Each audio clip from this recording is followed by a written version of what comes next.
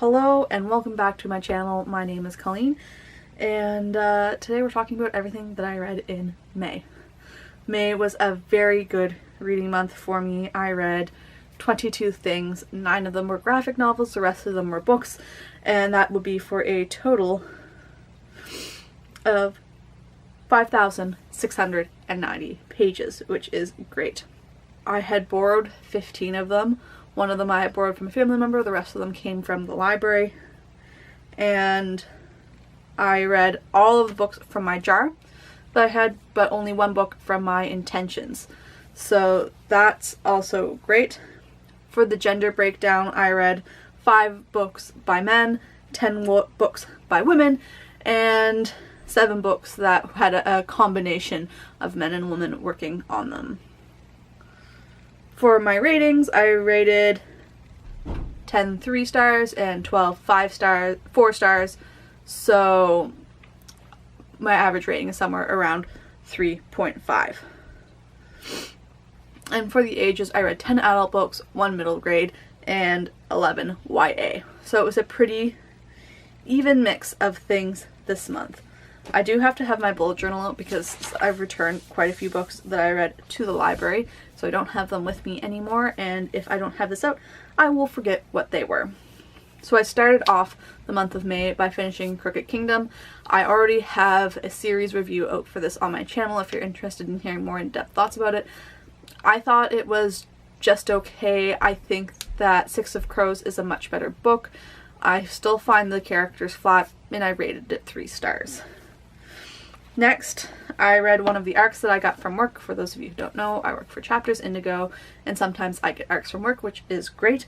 And that is Lanny by Max Porter. This was the first Max Porter that I read. It is very literary. I didn't feel that I got everything that I could have out of the book, but I still really enjoyed the reading process, and I rated it 4 stars. After that, I read 3 graphic novels. I read Volume 2, 3, and 4 of Giant Days, and I rated them 3, 4, and 3 stars respectively. Volume 3 was definitely one of my favorites in the series, and they're good. I don't think this is a series that I'm necessarily going to buy, but I am happy that I have read it. Then I continued on with my first jar pick for the month, and that was A Morbid Taste for Bones by Ellis. This is the first book in the Cadeville series. I rated it 3 stars. It was a very good, cozy mystery. I really enjoyed it, and I really loved the monastery setting. Then I read the other arc that I had to get read sometime this month, The Scholar by Dervla and McTiernan. This is the second book in the Cormac Riley series, and it came out on May the 14th along with Lanny. I really enjoyed it. It was the first book of detective fiction that I had ever really read, and I rated it 4 stars. I thought it was really great, and I'm excited to read the first book in the series, The Rune.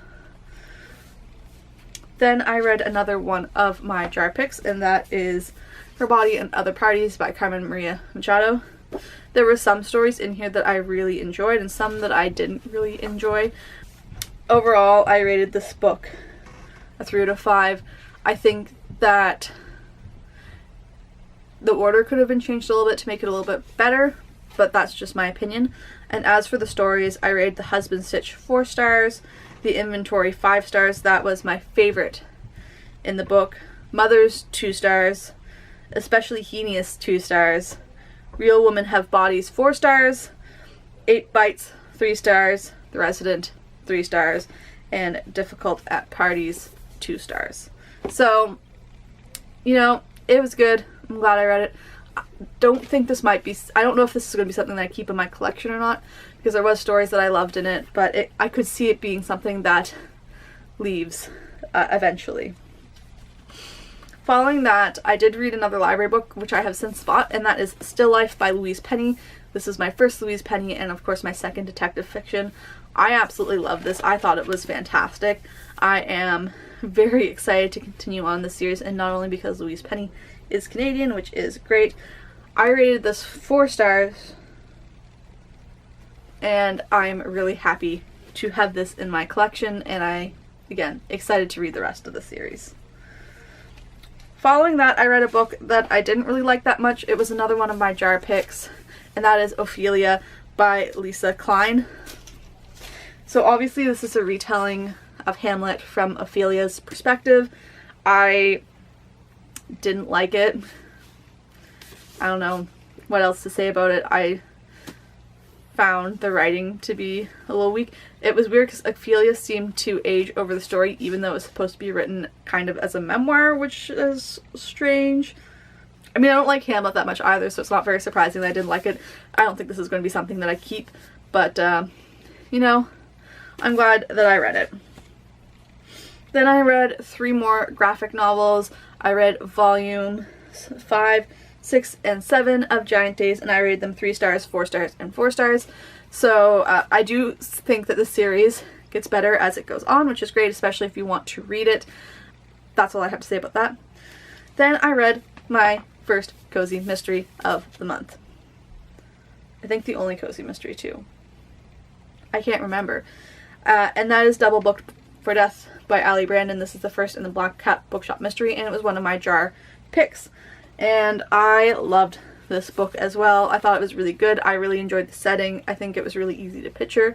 I think Hamlet the cat is really awesome, and I also rated this 4 stars. I'm very excited to continue on in the series, and I do have the second book, so hopefully I get to it soon. Then I went with a blast from the past and read Redwall by Jaques. This is the first book in the series, though one of the later ones that was published, and I found it highly enjoyable. I really enjoyed the show as a child, and I read one of the books 3 or 4 times, but none of the others.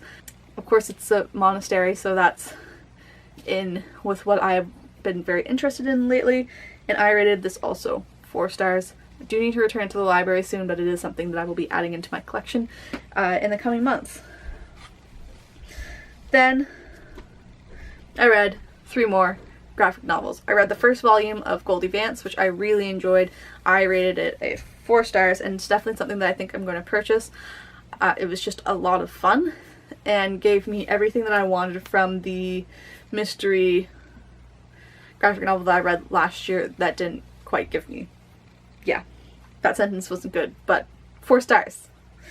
And I also read Save Yourself, which is volume 1 of Princeless by Jeremy Whitley. I rated that 4 stars as well. I've read several of the volumes of Raven the Pirate Princess. This is a series that comes before that, and I wasn't sure going into it if I'd like it because a lot of people say that they like Raven the Pirate Princess better, but I actually think I liked Princeless better, so I'm excited to continue on that series, but I don't think it'll be something that I purchase unless, you know, I start rating everything 4 stars and it's something that I want to add to my collection. And I read Backstagers Volume 1 by James Tynion the 4th. I rated it 3 stars. I don't really think it was for me. I wasn't a theater kid. I think that the dimensional thing is cool, but I don't know if it's cool enough for me to continue on with. The library does have the other volumes, so maybe it's something that I will continue with, but I don't want to commit to it. Then I read my last jar pick for the month, and that was The Fires of Heaven by Robert Jordan. It was okay. I found a lot of the book was setting up things that need to happen in the future, or having things happen that need to happen just for the way things have been set up. I still enjoyed reading it, but it's definitely not my favorite in the series, and I rated it 3 stars. Then I read The Farm. This was an arc that I got from work. It came out on the 7th, but I didn't pick it up from work until the 6th, so I didn't read it before it came out. I thought it was okay. There was a lot of hype around it at first when it came out. They said it was going to be the next Handmaid's Tale, and I can see where they're coming. It does deal with surrogacy. I don't think it took the ideas that it presented to their logical end, which was unfortunate. I think that it could have gone farther and been better, but it wasn't a bad read, so if you were thinking about picking it up, I would definitely say go for it. I rated it at 3 stars. It is what it is. Then I wanted to finish a nonfiction book this month because nothing that I had read had been nonfiction, so I picked up From Here to Eternity by Caitlin Doherty. It was one of my intention books, and I really enjoyed this. I thought it was really fun. Well, I mean, as much as fun as death can be. I knew about most of the traditions that were covered in this book before. A lot of them were covered in one of the TV shows that I watched more recently called Dark Tourist. But I did really enjoy Caitlin's writing. You can really hear her voice when you're reading it, which is something that I always look for, especially in nonfiction by people that I know. I think that's very important, or like know of. I don't know her, just for clarity. But yeah, it was a fantastic book. If you're interested in death and cultures around death, I would highly recommend it. I rated it 4 stars, and I think I did put it on my favorites list as well on Goodreads. And finally, last night, I finished Three Dark Crowns by Kendare Blake. This was the first book that I finished for my Try a Chapter video. The tag for that will come out on Tuesday, so if you want to see what books I was reading for that, that's something that you can watch. You can also watch my vlog from last week where I talk about the process of starting this thing. I enjoyed this. I ended up rating it 4 stars. In the middle, I definitely felt it was more of a 3-star book. I think the book had some pacing issues. The first 3 chapters where you get introduced to the 3 queens were really strong, and I think set up to be quite fast-paced book. And then the pace immediately dropped off, and the middle of the book was just slow. And then the ending was fast again, and it had some really good reveals in the last 20 pages, which makes me really want to pick up the second book, which I now have on hold at the library, so that will be coming up hopefully in my June wrap-up.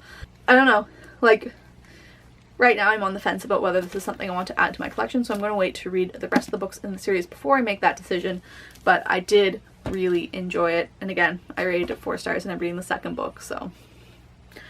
But that is everything that I read. I feel like this video is going to be shorter than I expected. I think I talked fast and maybe didn't talk about the books as much as I could have. If you've read any of these books, please let me know in the comments down below. I'd love to hear your thoughts on them. And if you haven't read any of these and now you're inspired to read one, also let me know that down below. I'd love to hear from you. And that's it for today. I'll see you soon with another video. So long.